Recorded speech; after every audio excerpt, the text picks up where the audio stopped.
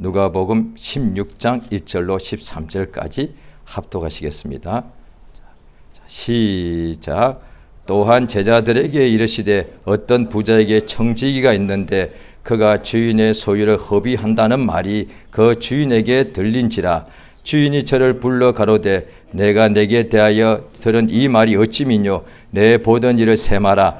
청지기 사물을 계속하지 못하리라 하니 청지기가 속으로 이르되 주인이 내 직분을 빼앗으니 내가 무엇을 할꼬. 땅을 파자니 힘이 없고 빌어먹자니 부끄럽구나. 내가 할 일을 알았도다. 이렇게 하면 직분을 빼앗긴 후에 저희가 나를 자기 집으로 영접하리라 하고 주인에게 빚진 자를 낱낱이 불러다가 먼저 온 자에게 이르되 내가 내 주인에게 얼마나 졌느뇨. 말하되 기름 100마리니이다. 가로되 여기 내 정수를 가지고 빨리 앉아 50이라 쓰라 하고 또 다른 이에게 이르되 너는 얼마나 졌느뇨. 가로되 밀 100석이니이다. 이르되 여기 내 정수를 가지고 80이라 쓰라 하였는지라. 주인이 이 옳지 않은 청지기가 이를 지혜 있게 하였으므로 칭찬하였으니 이 세대의 아들들이 자기 시대에 있어서는 빛의 아들들보다 더 지혜로움이니라. 내가 너희에게 말하노니 불의의 제물로 친구를 사귀라. 그리하면 없어질 때에 저희가 영원한 처소로 너희를 영접하리라. 지극히 작은 것에 충성된 자는 큰 것에도 충성되고 지극히 작은 것에 불의한 자는 큰 것에도 불의하니라.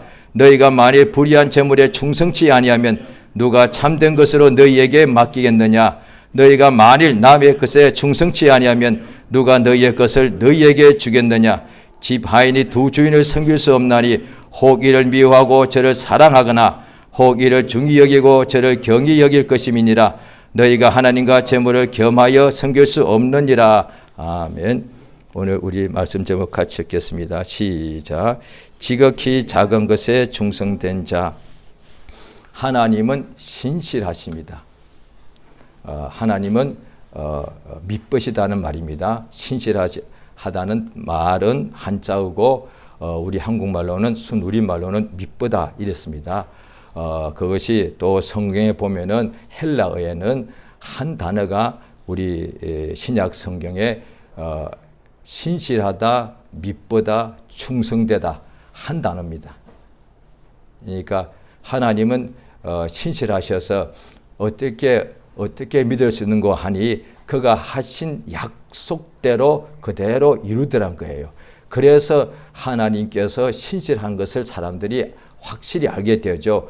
워낙 하나님은 유일하신 참 하나님이고 그가 미쁘신 분인데 우리 사람들이 그 하나님을 그 이전에는 처음 하나님의 영광을 본 그 이전에는 그 각각의 사람들이 하나님의 신실하심을 알 수가 없지 않습니까? 오늘 하나님 보내신 천사가 처음 자기에 나타났으니까 그런데 그 약속을 주시더란 거예요.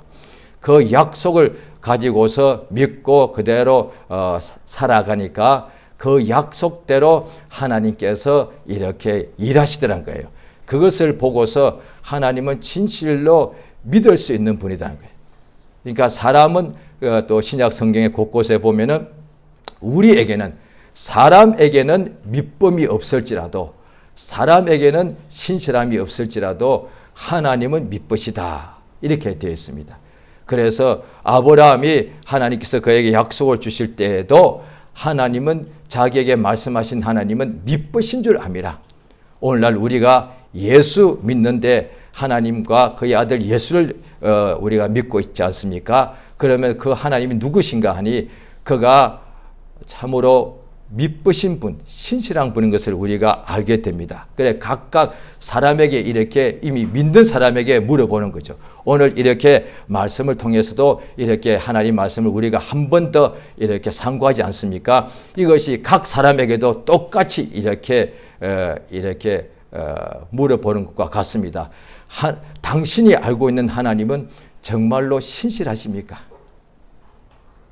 오늘 이 본문 말씀이 내용이 그거니까 그것을 이제 받아들일 때 자기가 생각하는 거예요. 과연 오늘 성경에 나와 있는 것 같이 하나님은 신실하신가? 나 자신이 볼 때 자기가 그렇게 자기의 믿음의 고백이 돼야만 하나님의 영광이 그에게 나타나게 돼 있지 않습니까? 자기 자신도 오늘 성경에 기록되어 있으니까 성경 말씀이 그러니까 내가 딴 말할 수 없지 않습니까? 예, 그거 맞는데 그런데 성경 말씀만 기록되어 있는 것이 아니라 그 말씀이 실제로 우리 자신에게도 하나님은 신실하시다. 하나님은 정말로 미쁘신 분이시다. 그렇기 때문에 그것이 확실히 자기에게 이것이 믿음의 고백이 되면 어떻게 되느냐 하니 이 세상에 살아갈 때에 끝까지 믿고 의지하게 됩니다. 예, 아이들이 오늘 또 이렇게 많이 왔습니다. 괜찮습니다. 예배 지금 잘 협조하고 있습니다. 조용히만 있어도 괜찮습니다. 감사합니다. 가끔씩 아이들이 오는데 그런데 참 고맙습니다. 아이들이 예배 시간에 특히 설교 시간에 가만히 있는 것이 이게 굉장히 대단한 겁니다. 예, 자, 우리 하나님께서 얼마나 신실하신 거 아니 구약 성경에 모든 약속이 있지 않습니까? 그 약속이 결국 그 수없이 많은 약속이 결국 하나로 딱 모으면은 구주 예수 그리스도 메시아를 우리 인간에게 그가 보내시겠다는 약속이거든요. 잘 이미 아십니다만은 제가 다시 한 번 더 이렇게 기억나게 하는 것이죠. 성령이 오시면은 예수께서 하신 말씀이 내가 너에게 이런 말이 생각나게 하신다 그랬으니까 이 시간도 일주일에 한 번 예배를 드릴 때 하나님의 말씀을 전할 때 성령께서 우리로 생각나게 하는 거예요. 구약이 뭐냐니 하나님께서 우리 인간들에게 하신 약속인데 그 약속이 뭐냐니 인간에게 우리를 죄에서 구원하시는 구원자를 하나님께서 우리를 구원하시겠다고 되어 있습니다. 그런데 정확하게 말하면 구원하겠다는 것이 아니라 구원자를 보내겠다는 거예요. 잘 들어보시기 바랍니다. 하나님께서 우리 모두가 다 죄 아래 있지 않습니까? 그러니까 결국 하나님께서는 인간의 대표로 유대인들의 또 대표로 선지자 아니겠습니까? 그런데 하나님께서 결국 그들이 대표니까 우리 모두에게 하신 약속이에요. 그것이 뭐냐니 하나님께서 우리에게 하신 약속이 너희의 구원자를 내가 보내겠다 이거예요. 이것이 구약이에요. 다시 말씀드립니다. 구원하시겠다고 되어 있는데 정확하게 하면 하나님께서 그냥 말로서 이제 내가 구원하노라가 아니라 우리 하나님이 너의 구원자를 내가 너에게 보내겠다는 거예요. 그래서 성경 말씀이 이것을 우리가 항상 보면은 침례 요한이란 사람이 그의 사명을 다 마치고 그가 옥에 갇혀가지고 죽기 직전에 자기의 제자를 예수 그리스도에게 보내가지고 오실 이가 당신입니까? 아니면 당신이 아니면 우리가 다른 일을 기다려야 되겠습니까? 라고 했단 말이에요. 그러니까 뭐냐니 하나님의 약속은 내게, 내 집에, 내 심령에 구주가 오신다는 거예요. 그래서 하나님의 약속대로 그리스도 예수가 이 세상에 오셨습니다. 그래서 그를 보니까 하나님의 독생자의 영광이요 은혜와 진리가 충만하더라. 이래 되어 있다 이 말이에요. 할렐루야. 우리 하나님께서 이 구약의 말씀은 하나님의 약속이 이루어졌다는 뜻에서 구약이라고 쓰지 않습니까? 그것이 이루어진 것이 어떻게 나왔냐니 신약 성경 맨 먼저 보면은 마태복음부터 복음서에 나와 있습니다. 무엇인고 하니 하나님의 아들 예수 그리스도의 세계라. 아브라함과 다윗의 자손 예수 그리스도의 세계라고 마태복음 1장에 나와 있는 것은 아브라함과 다윗에게 약속하신 그가 오셨다고 약속대로 이뤘다 이 말이에요. 그리고 그 다음에 마가복음 1장에는 하나님의 아들 예수 그리스도다 말이에요. 메시아다 이 말이에요. 그러니까 하나님의 아들 그리스도 메시아가 예수다 말이에요. 그가 우리에게 오셨다. 예수 그리스도의 복음이라 성령 글이 되어 있는 거예요. 그러니까 하나님은 약속대로 우리에게 이루셨다는 거예요. 그 약속을 우리가 받아서 그러므로 이제 예수를 보니까 하나님께서 우리에게 그 약속대로 우리에게 구원자를 보내신 것을 알게 됩니다. 그 예수께서 공생애 동안에 우리에게 많은 말씀과 또 수많은 병을 고치는 일을 하시고 하나님의 영광을 나타내 주셨습니다. 그런데 예수님이 공생애 3년 반 동안에 모든 사람들이 보는 앞에서 그러니까 모든 동네에 가시고 그 다음에 광야에서도, 그 다음에 이스라엘 예루살렘 성전에서도 일하셨습니다. 곳곳에. 그 다음에 집에도 들어가시고 무덤에도 가시고 또 예수님이 바다 위로 가기도 하시고 그러셨습니다. 다시 말해서 예수님께서 모든 사람이 예수를 볼 수 있었습니다. 그런데 그 보고서 마음에 믿는 사람은 구원의 역사가 임하였고, 예수를 늘 이렇게 자기 육안으로 보고서도 그를 하나님 보내신 메시아로 믿지 않은 유대인 바리새인 율법사 서기관들은 그들에게 아무런 하나님의 구원의 역사가 이루어지지 않고, 잘 들어보시기 바랍니다. 바리새인과 율법사들은 예수 그리스도를, 나사렛 예수를 자기에게 보내신 하나님의 구주라고 그들이 믿지 않았다는 거예요. 따라서 유대인들은 지금까지도 구원을 받지 못하고 있는 거예요.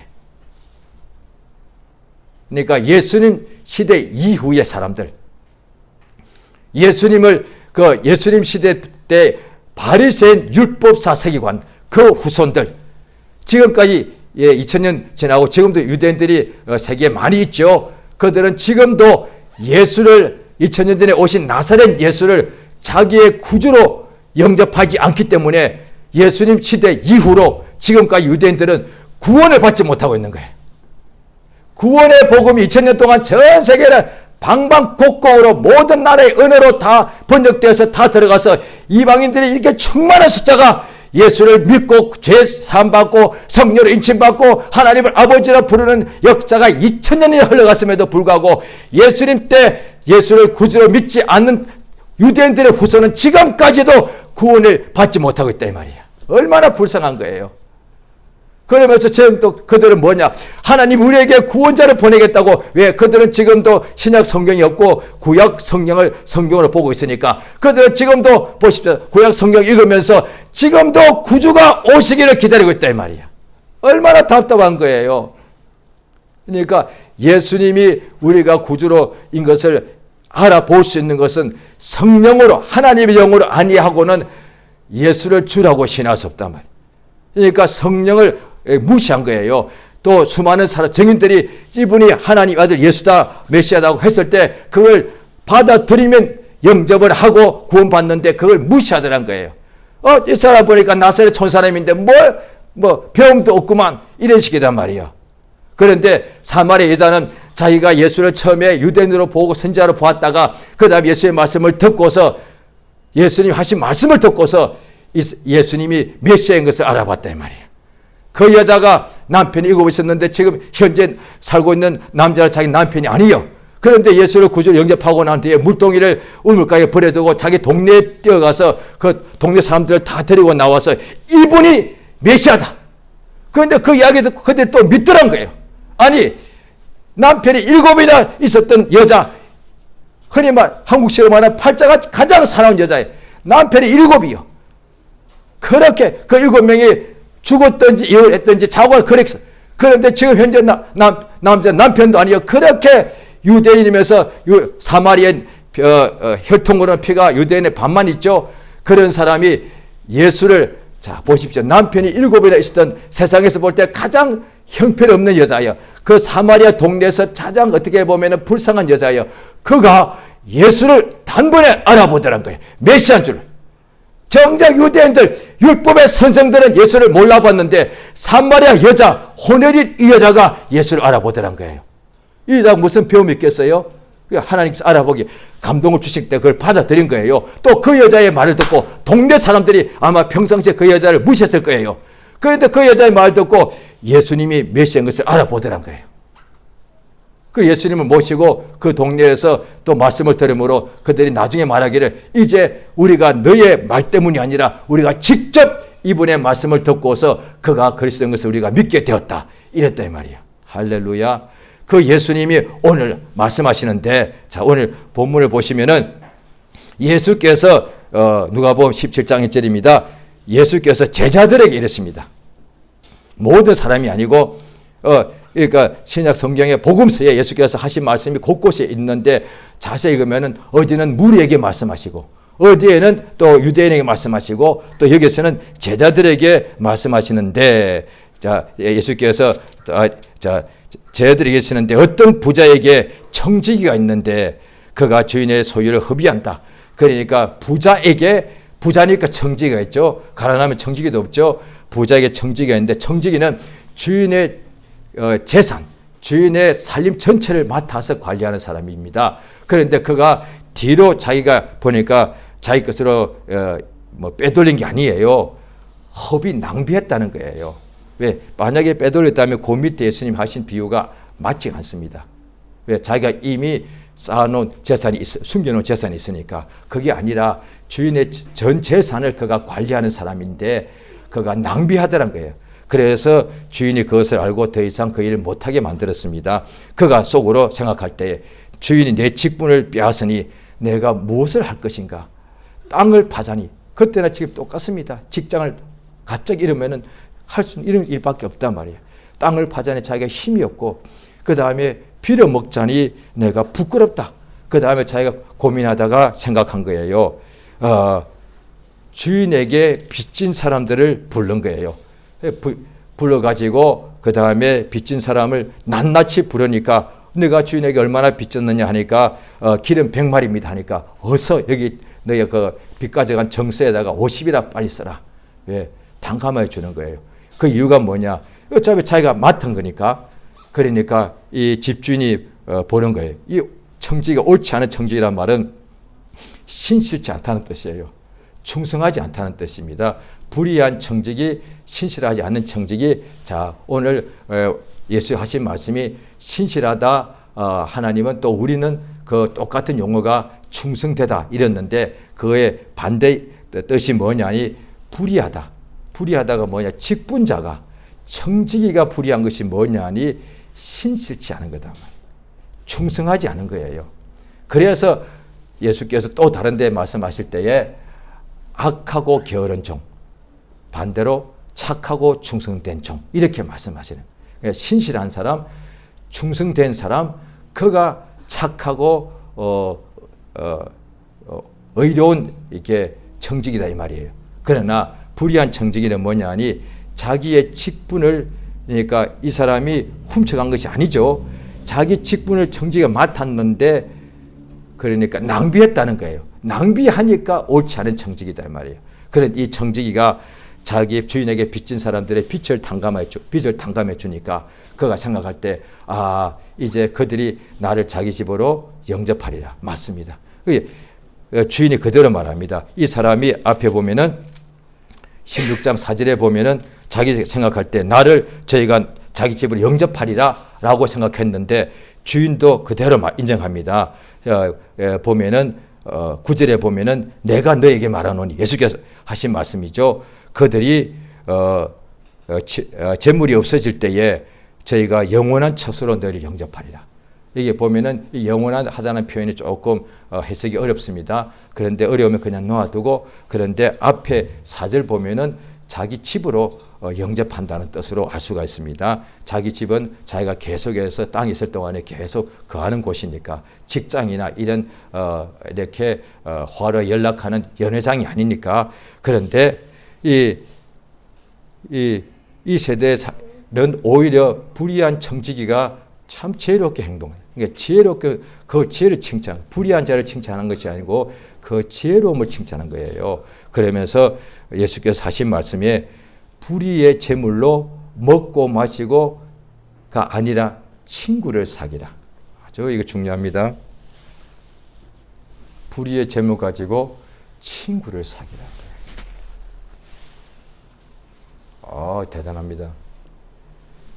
보통 재물은 적을 때는 서로 의지하죠. 왜? 나 혼자 못 살고 도움 받아야 되니까. 그런데 옛날과 달리 요즘 세상이 갈수록 더 여러 가지 주 오실 때가 가까워서 아마 가까워지고 있는 것은 확실하니까 요즘은 가족이라 친구라도 형제라도 물질 때문에 오히려 사귀는 것이 아니라 원수가 되는 경우가 굉장히 많이 일어나고 있단 말이에요. 그런데 주의 말씀은 오히려 재물 가지고 친구를 만들어란 거예요. 이 불의한 청지가 그렇게 한 거예요. 자기 재물도 아닌데 주인의 재물을 사용해가지고 친구를 만드니까 내가 나중에 재물을 다 잃어버리게 되면은 그들이 나를 자기 집으로 이렇게 초청한다는 거예요. 예수가 하신 말씀이에요. 그러니까 불의한 재물 가지고 혼자서 친구들 재물이 없을 때는 친구를 사귀다가 재물이 많아지니까 친구랑 같이 내가 나누기가 아까우니까 친구 다 끊어버리고 나 혼자서 집을 지어놓고 거대한 집을 짓고 나 혼자서 남쪽이 아까워 나 혼자서 그냥 배 터지게 먹어야지 나 혼자서 옷도 그냥 천벌만벌 해서 입어야지 보통 이렇게 해서 이 욕심이단 말이에요. 그런데 예수께서는 우리 인간들에게 모든 불신자에게도 해당되는 거예요. 불의의 재물 가지고 친구를 사귀는 거예요. 재물을 어떻게 쓸 줄 아는 거예요. 그렇다면 어떻게 되겠습니까? 하나님 우리에게 물질 주셨다. 불의의 재물이 아니에요.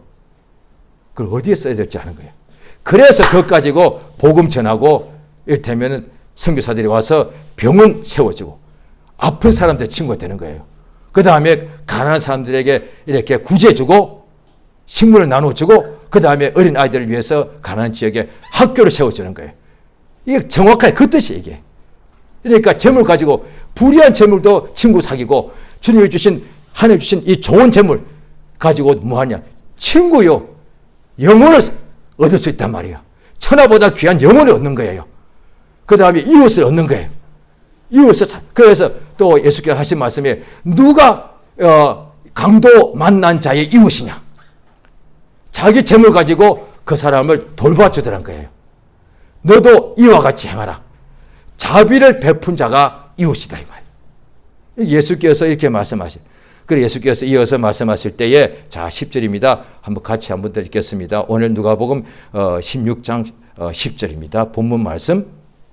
자 같이 한번 읽겠습니다. 10절만 시작. 지극히 작은 것에 충성된 자는 큰 것에도 충성되고 지극히 작은 것에 불의한 자는 큰 것에도 불의하니라 라고 예수의 말씀입니다. 이것에 대해서 우리가 자기 생각으로 안 받아들일 수가 있고 반론을 말할 수도 있습니다. 아니 사람이 작은 것에 좀 불의할 수도 있지 뭐 그렇다고 해서 꼭 큰 것에도 반드시 불의한가? 예수님 말씀이에요. 예수의 말씀은 천지가 없어도 내 말은 없어지지 않다고 하셨기 때문에 반드시 이렇게 됩니다. 예, 그러니까 불신작은 신작은 간에 지극히 작은 것에 불의한 자는 큰 것을 줘도 반드시 불의합니다.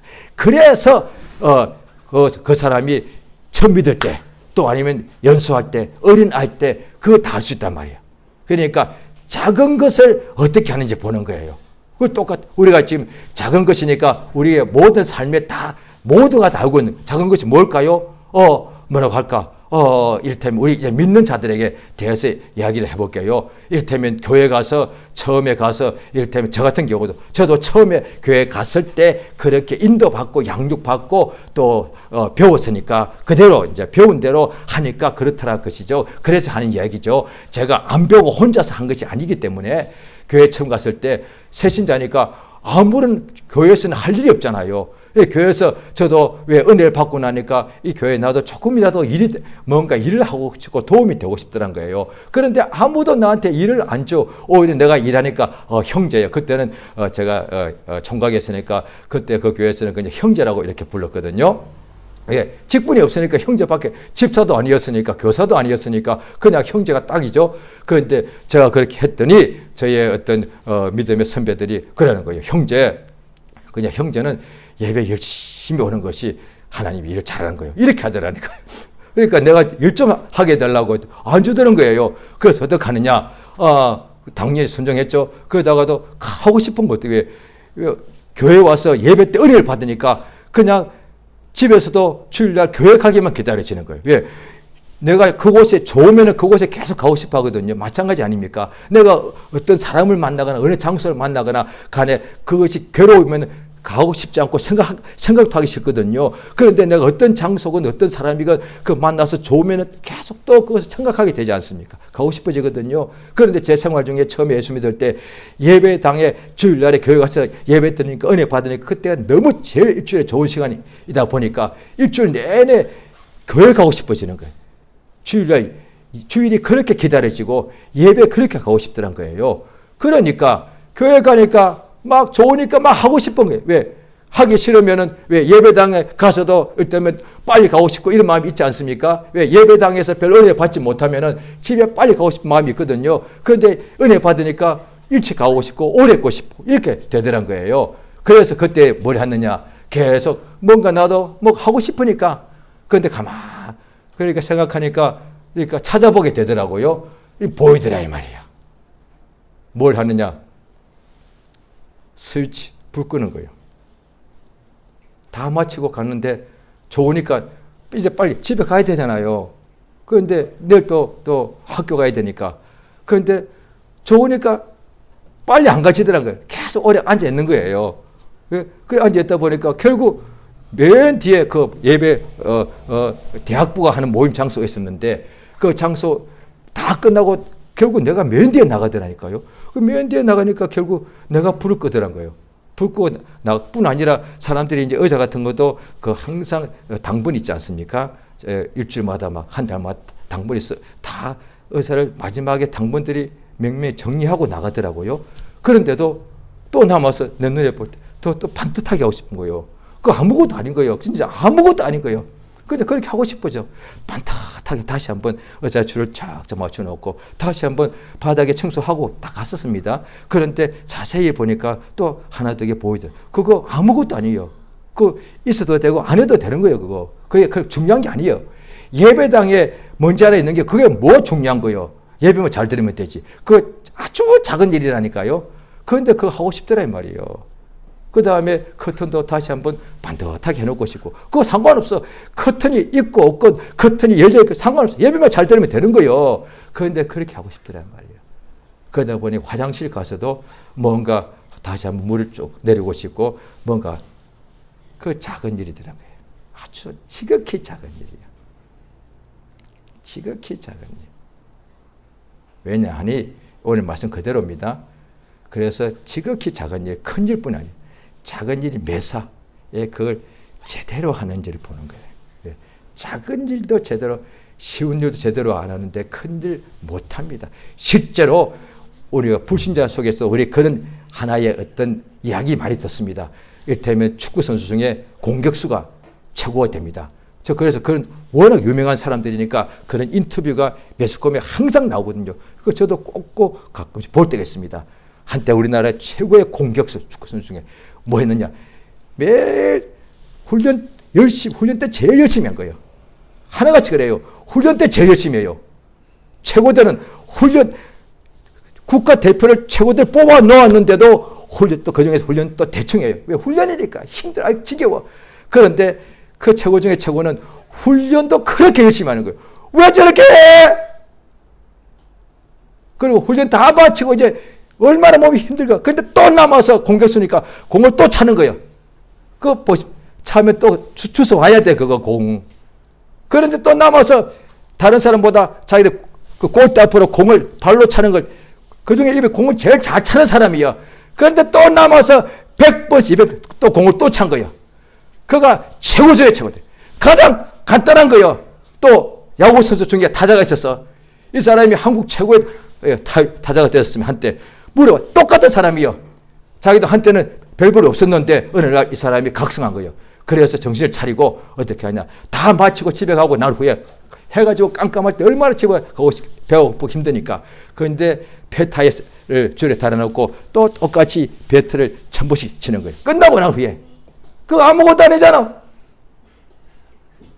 타자가, 야구 선수가, 국가대표가 배터, 방망이 한번 휘두르는 거 아무것도 아니에요. 그런데 그 아무것도 아닌 것을 1000번씩 하더라는 거예요. 매일. 그 사람이 한국 최고의 타자가 되더라는 거예요. 이건 너무 간단한 거잖아요. 자, 잘 들어보시기 바랍니다. 우리 신앙인입니다. 잘 들으세요. 신앙인이 가장 작은 게 뭐겠습니까? 신앙은 하나님과의 관계거든요. 그러니까 종교 생활이 아니고 우리는 신앙인입니다. 살아계신 하나님과 우리 믿는 자의 날마다의 관계가 신앙이고 그 신앙이 생활이 되는 것이 하나님의 뜻이거든요. 왜냐하니 왜 생활이 된다는 것은 뭐냐니 날마다 어디 있든지 간에 하나님과 만난다는 거예요. 그러면 하나님께서 우리가 어디 있든지 간에 또 시편 68장에 보면은 날마다 우리의 짐을 지시는 주라고 되어 있단 말이에요. 자, 한번 잘 들어보십시오.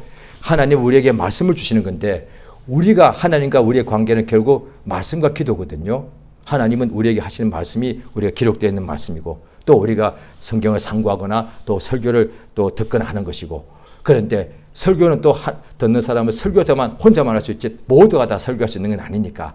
그런데 오늘 교회 처음 영접기도 처음 하는 사람부터 지구상의 모든 사람들이 예수 민자가 매일같이 누구든지 할 수 있는 게 한 가지가 있습니다. 기도입니다. 잘 들으세요. 굉장히 중요합니다. 이거 신앙생활에 딱 기초는 한마디면 기도요.